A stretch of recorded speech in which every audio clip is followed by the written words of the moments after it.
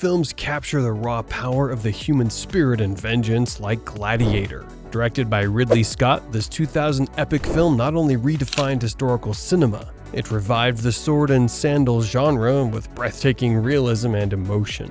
But have you ever wondered how they brought ancient Rome back to life? From dusty slave arenas to colossal battles and roaring tigers inside the Colosseum. Hey friends, welcome back to Root Studio. Today we're stepping behind the scenes of Gladiator to uncover how Ridley Scott and his team built one of the most authentic and intense historical epics filmed. We begin with the deserts of North Africa, the scene set in North Africa where General Maximus is sold as a slave and forced to fight in his first gladiatorial battle. For this scene, the director Ridley Scott wanted Sukabar, the slave trading city, to feel gritty, ancient, and real. So he chose the breathtaking desert landscapes of Ait Ben Haddo and Ouarzazate regions known for their red sand, ancient mud brick forts, and raw desert terrain. To bring this gladiator slavery world to life, the production team blended real Moroccan architecture with carefully designed sets. They built the slave market, training grounds, and a small gladiator arena using local materials, mainly mud and clay bricks, to preserve the rough, sun-worn texture of the environment. This choice gave the camera that dry, gritty, and ancient look, exactly how a decaying gladiator town from the past should feel. When it came to filming Maximus's first gladiator fight, everything was done practically. No heavy CGI, no artificial tricks. The sequence featured Maximus, Russell Crowe, Juba, Jimon Honsu, and several other enslaved fighters, battling desperately for survival. The stunt coordinators spent weeks rehearsing each movement, every sword swing, shield block, and tackle to make the combat look brutally authentic. Russell Crowe himself performed most of his own stunts in this intense sequence, which you can clearly spot in the behind-the-scenes footage. He insisted on bringing real emotion and exhaustion to Maximus's struggle, fighting not just for his life, but for his lost honor. For the arena's crowd scenes, Ridley Scott hired hundreds of local Moroccan extras, dressing them in dusty tunics and robes to blend seamlessly with the environment. Inside the arena, practical effects dominated the shoot, real sand, real debris, and handcrafted blood packs to simulate the violent impacts. The makeup team worked meticulously, mixing fake blood with glycerin to create sweat-drenched, grimy, and sun-scorched faces that felt completely believable on screen. The filming conditions were extremely demanding, temperatures soaring, dust storms sweeping through, and tight shooting schedules. Both cast and crew had to push themselves to the limit. Yet, despite the heat and chaos, Ridley Scott captured something extraordinary. A raw, visceral depiction of Maximus's transformation from a fallen general into a slave who refuses to bow down.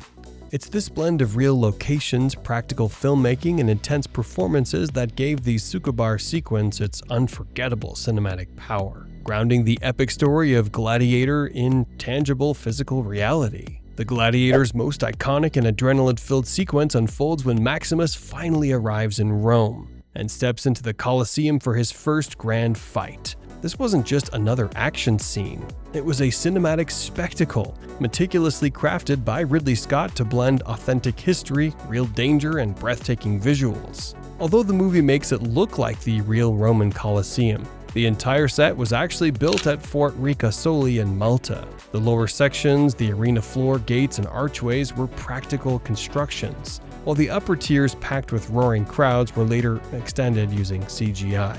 This smart mix of practical and digital effects created a seamless illusion of the massive living Colosseum that once stood in ancient Rome. Ridley Scott's obsession with authenticity can be seen in every frame. The production team studied ancient Roman architecture and arena blueprints to replicate even the smallest details. Wooden seating, stone textures, and mixtures, everything was crafted to give the environment a sun-baked, dusty realism that truly transported the audience to 180 AD. One of the most unforgettable moments comes when tigers are released into the arena during Maximus's fight, and yes, those tigers were real. The sequence, filmed on the massive Colosseum set in Malta, was among the most dangerous shoots of the entire movie. Ridley Scott wanted it to feel real. The tension, the fear, the unpredictability, everything. For that reason, he decided to use 5 trained Bengal tigers, not CGI replicas. Each tiger was handled by a team of professional trainers and safety experts who remained on set throughout the shoot. The animals were kept on 20-foot steel chains, allowing them to move freely enough to look dangerous but never get close enough to cause harm. Russell Crowe faced these tigers in real proximity, creating genuine tension that no visual effect could replicate. In one intense moment, a tiger leaps toward Maximus from behind. That specific close contact shot was achieved through a combination of dummy tiger model with clever editing techniques, blending real and artificial footage so smoothly that audiences could hardly tell the difference. Despite all the precautions, there was a close call. During one take, a real tiger came dangerously close to Crowe. The actor, keeping calm under pressure, quickly stepped back and avoided the animal, a moment that left everyone on set stunned. It was a testament to Crowe's dedication and composure in bringing Maximus's fearless energy to life. This sequence remains a masterclass in practical filmmaking, real animals, real stunts, real heat, and genuine human emotion. It wasn't just a fight for survival, it was the moment Maximus transformed from a slave to a symbol, from a fallen soldier to a living legend of the Colosseum. The opening battle of Gladiator stands as one of the most powerful and realistic war sequences ever captured on film. This is where we first see General Maximus Decimus Meridius commanding his Roman army in a brutal clash against the Germanic tribes deep in the icy forests of Germania. But what's truly mind-blowing is how Ridley Scott and his crew brought this epic battle to life. Not with computer effects, but with real fire, real explosions, and hundreds of real soldiers and horses. The entire sequence was filmed in Bourne Wood, Surrey, England, where the filmmakers built a massive battlefield set from scratch. The production team obtained special permission to conduct controlled fires in the forest, giving the burning arrows, flaming catapults, and smoke-filled sky an authentic heat and chaos that no CGI could ever replicate. Hundreds of stunt performers, riders, and trained horses took part in this colossal setup. Each cavalry charge, sword swing, and fiery explosion was carefully choreographed and filmed in multiple takes. To ensure safety, separate medical and animal care teams were stationed around the field at all times. Cinematographer John Matheson used multiple camera setups to capture the scope of the fight, employing high shutter speeds and low light exposure to create that gritty, fast, and almost documentary-like realism. The variation in frame rate, sometimes slow, sometimes chaotic, pulled viewers directly into the madness of the battlefield, making you feel as if you were standing shoulder to shoulder with Maximus's legion. The production design was equally meticulous. Arthur Max, the film's production designer, recreated historically accurate Roman armor, shields, and barbarian costumes using ancient references. Each soldier's appearance, from their battered helmets to the mud-spattered tunics, looked unique and lived in, adding to the realism.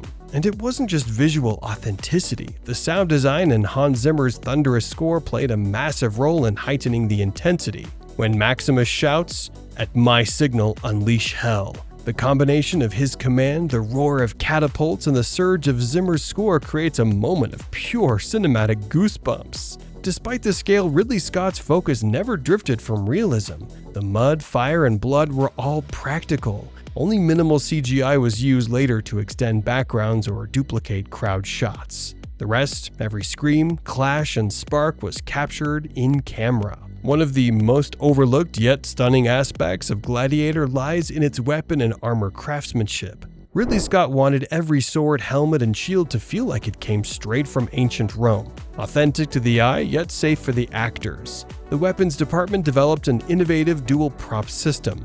For close-up shots, they used metal weapons that gleamed under the torchlight, heavy, realistic, and camera-perfect. But for fight sequences where actors performed high-speed stunts, lightweight versions made from rubber or resin were used. These flexible replicas ensured safety without compromising visual impact. The same precision applied to armor and shields. The art team designed gear that looked solid and battle-worn, but was surprisingly light, using a blend of wood, MDF, leather, and thin metal sheets. They crafted armor that allowed actors to move freely during intense scenes while still looking historically accurate on screen.